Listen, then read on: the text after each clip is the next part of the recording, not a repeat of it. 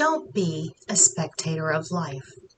Dr. Miles Monroe, a preacher and orator, once said that the wealthiest place on the planet is not the Far East where there's oil in the ground, and it is not South Africa where there are diamond mines. The wealthiest place on earth is the cemetery, for there you will find leaders who never stepped up, innovations the world has never exposed to, and talents and potentials never realized.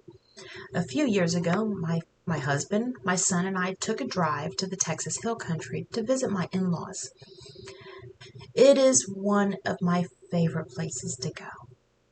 They have beautiful granite hills, and the mesquite and cypress trees just dot the landscape, and the cactus is plenty. My husband always told me that when you start to see the cactus, you know you're in the Texas Hill Country. The air is clear and dry, and the blue skies hang perfect fluffy clouds that stretch forever. Driving on the highway through the hills, you can see for miles. Of course, this is Texas. It does stretch for miles and miles. We went for the weekend just to spend some time catching up. They're getting older and moving slower, and it gives us a chance to do some work around their house for them. They both worked long careers, her with Texas Instruments and him for Hudson Products, and they retired about 15 years ago with pensions and bought their home, moving from hot and humid Houston to the beautiful west side of Austin. And since they're getting older, they wanted to talk about future plans.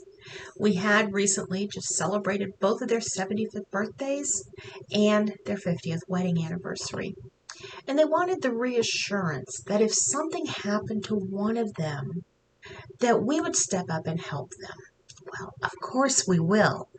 But then they went on to share that her pension is gone and they're now just living on his and the meager Social Security benefits, and money's tight. Right before Mom retired, the country went through an economic downturn, and she watched three-fourths of her retirement disappear right before she retired. When my husband and I got home, we sat on our back porch and we talked about what are we going to do. We are not that far away from our own retirement. Companies no longer offer pension plans, and not to mention the jobs that we were currently working, we had both only been there a few years. My job I began in 2013, and it was the first time I had the option for a 401k. We would never have enough to retire on. Retirement age is not that far away, and now we're worried. Then I thought of my dad's wonderful lifelong career as a minister. Now, ministers do what they do out of love and passion and purpose, and they rarely retire. My dad worked until dementia required him to stop, but his service to others never ended. That's what I craved. I wanted a life of purpose and passion. I wanted to make a difference in the lives that I touch. I wanted a life as fulfilling as what my dad had. He left our family with a beautiful legacy of love and service. Is it possible to do something that will carry you through the last phase of your life with vibrancy, impact, and purpose? My husband and I, we sat and halfway laughed that we did not want to spend our retirement bagging groceries or being a greeter at Walmart. Now, I say halfway laughed because from that vantage point, honestly, that's what we were looking at. We also see that had people that had retired with his parents in that exact position. Now, I met Randy, 75 years old, working the curbside pickup at our local Kroger. He introduced himself to me because he recognized my last name, and he asked about my father-in-law, and I shared how he was doing. But it was really sad. They both worked for the same company at the same time, and they retired at about the same time. Yet here was Randy working at the grocery store. He can't even stand up straight anymore, and he had just suffered a recent heart attack. He should be loving life, not working to survive it. Now, my husband and I, we spent the last 30 years being spectators of life. We worked, we raised our children, and did pretty much what everyone else our age was doing. We're living one day at a time, filling our hours with busyness and running on exhaustion.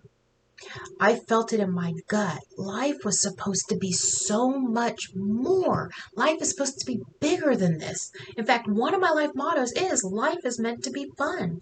And I did not see myself living this out. I wanted so much more from my retirement years, so I delved into studying what living your purpose and your passion means. This led me to my speaking and my coaching retirement life.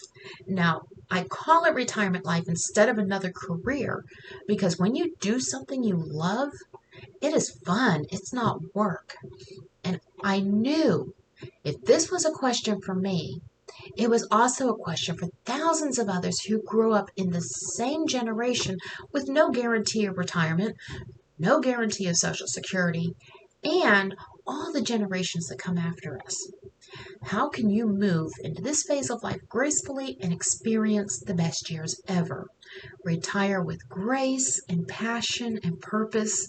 Rediscover your dream, live passionately, and do what you always wanted to do. For me, I want to travel. I want time to see my family that is scattered from one coast to the other in the United States, and the freedom to schedule my own time and days the way that I want. I refuse to spend the last of my life withering away working mundane jobs. I did not even want to be the old lady retiring from the office at 65. So I did my study and I found my calling and I retired early at 52.